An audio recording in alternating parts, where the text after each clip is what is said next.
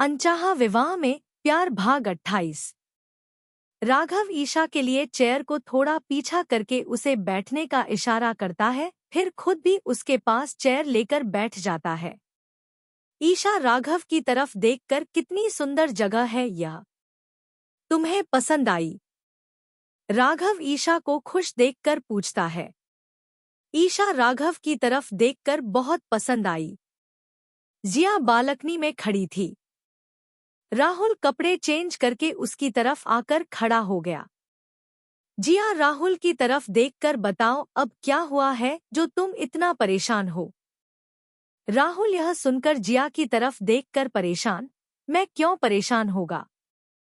राहुल अगर तुम परेशान नहीं हो तो फिर अचानक वो खिलौने से ईशान को दूर क्यों किया? क्या था उस खिलौने में ऐसा? राघव ईशा के लिए चेयर को थोड़ा पीछा करके उसे बैठने का इशारा करता है, फिर खुद भी उसके पास चेयर लेकर बैठ जाता है। ईशा राघव की तरफ देखकर कितनी सुंदर जगह है यह, तुम्हें पसंद आई? राघव ईशा को खुश देखकर पूछता है। ईशा राघव की तरफ देखकर बहुत पसंद आई। जिया बालकनी में राहुल यह सुनकर एक गहरी सांस छोड़कर जिया मेरे पास एक फोन आया कि अपने बेटे को बचाना है तो बचा लो, नहीं तो बस इतना ही कहकर उसने फोन कट कर दिया। मेरा ध्यान उस फोन की वजह से ईशान पर गई जो लाइट खिलौने की तरफ बढ़ रहा था और उस खिलौने का तार लाइट से चालू और तारा कटा हुआ था, मतलब करंट लग सकता था ईशान को। जिया यह सुनकर हाथ मुंह पर चला आता है। वो कमरे में सो रहे ईशान की तरफ देखकर भगवान का शुक्रिया कि हमारा ईशान सही सलामत है। राहुल जिया की तरफ देखकर पता नहीं कौन था वो। वापस फोन लगाने की कोशिश की पर फोन लग भी नहीं रहा था। कैसे वो हमारा कमरे में आया और कैसे अपना काम करके गया पता भी नहीं चला। जिया राहुल की बात सुनकर कुछ नहीं कहती है। वो कुछ सोच में थी, कौन हो सकता है जो ईशान का दुश्मन है, वो भी इतनी कम उम्र में। ईशा और राघव दोनों खाना खाकर होटल से बाहर आते हैं। ईशा आइसक्रीम ठेला देखकर राघव की तरफ चहकते हुए, राघव चलो ना आइसक्रीम खाने चलते हैं। राघव अब क्या कहता वो हाँ मैं सर हिला देता है। ईशा जल्दी से वहां से भागकर आइसक्रीम ठेले की तरफ चली आती है। ईशा और राघव दोनों आइसक्रीम लेकर खाते हुए वहीं फुटपाथ पर चल रहे थे।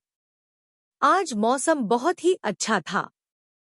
दोनों आइसक्रीम खाते हुए फुटपाथ पर किनारे चल रहे थे। राघव ईशा को देख रहा था जो बिल्कुल छोटी बच्ची की तरफ लग रही थी।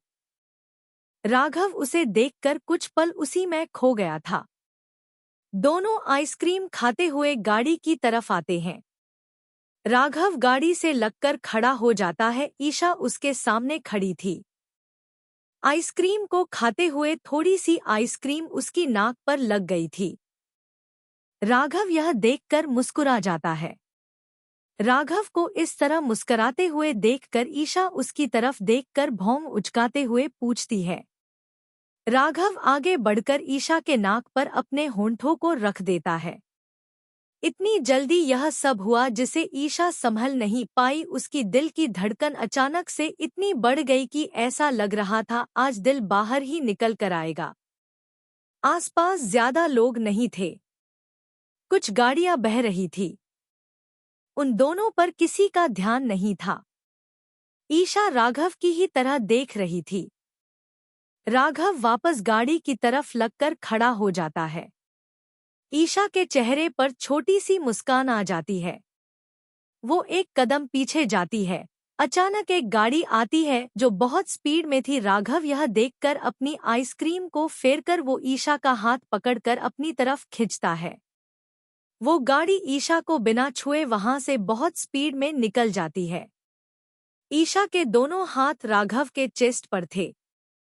राघव का एक हाथ ईशा की कमर पर था और दूसरा हाथ ईशा के कंधे पर था।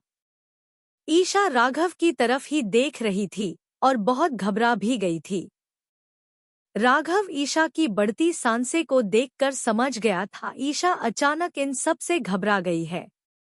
राघव ईशा को छोड़कर उसकी तरफ देखकर तुम्हें संभलना चाहिए, यह मेन रोड गाड़ियां बहुत आती है।